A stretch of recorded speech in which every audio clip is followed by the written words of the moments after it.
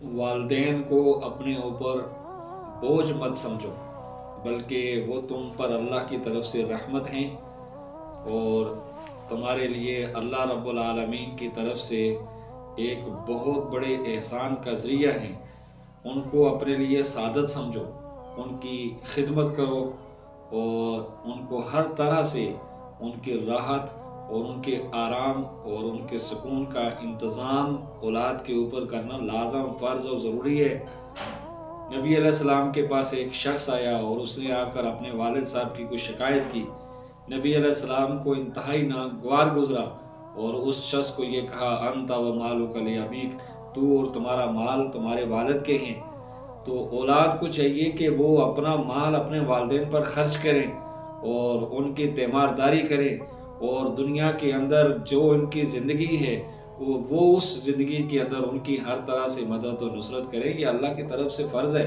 اللہ رب العالمین نے تو یہاں تک فرمایا، فَلَا تَقُلْ لَهُمَا اُف، ان کو اف تک مت کہو۔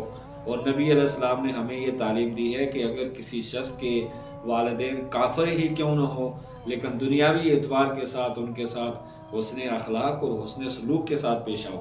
آج یہ کیسا معاشرہ ہے کہ ہم سنتے ہیں کہ لوگ والدین کو اولڈ ہوم کے اندر جا کے چھوڑ دیتے ہیں، اور پھر بہت سارے لوگ اپنے بچے اپنے والدین کو اکیلا چھوڑ دیتے ہیں، بے یار و مددگار چھوڑ دیتے ہیں، اور بہت سارے ان کو اپنے گھروں سے نکال دیتے ہیں۔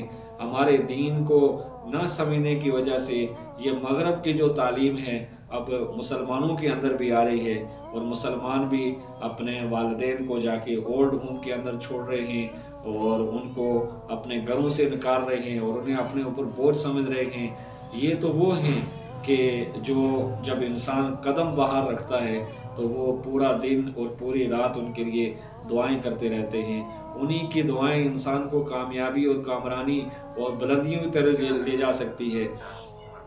حضرت موسیٰ علیہ السلام کے بارے میں آتا ہے کہ وہ اپنی والدہ سے دعائیں لے کر نکلتے تھے۔ تمام انبیاء اور رسول وہ اپنے والدین سے دعائیں لے کر نکلتے تھے۔ آج ہمیں بھی چاہیے کہ ہم اپنے والدین سے دعائیں لیں، اپنے والدین کی خدمت کریں، اور پھر یہ کہ اللہ اور اللہ کے رسول کے حکم کو مان کر ان کی ہر طرح سے عزت اور احترام کے اندر کوئی کمی نہ آنے دیں۔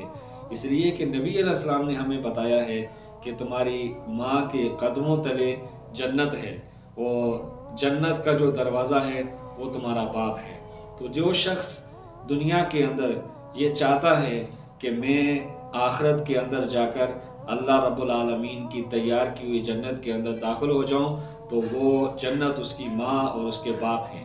تین چیزیں آتا ہے کہ ایسی ہیں کہ جن کو صرف دیکھنے سے اتنا بڑا اجر ملتا ہے کہ صرف اور صرف انسان دیکھتا رہے تو بھی اللہ ان کو اجر دیتا ہے۔ ایک تو بیت اللہ ہے کہ جس کے دیکھنے کا بہت بڑا اجر ہے، دوسرا ماں باپ کا چہرہ ہے کہ اگر کوئی شخص پیار و محبت سے دیکھتا ہے تو یہ ان کے لیے بہت بڑا اجر ہے، اور تیسرا قرآن ہے کہ جس کو دیکھنے کا بھی اجر ہے اور پڑھنے کا بھی اجر ہے اور ہاتھ میں اٹھانے کا بھی اجر ہے۔ ان چیزوں کے اوپر انسان کو غور و فکر کر کے اپنے ماں باپ کے ہر طرح کے حقوق کا خیال رکھنا چاہیے۔ اللہ رب العالمین تمام جو بچے ہیں اور بچیاں ہیں ان کو اپنے والدین کا فرما بردار بنائے۔ آمین یا رب العالمین۔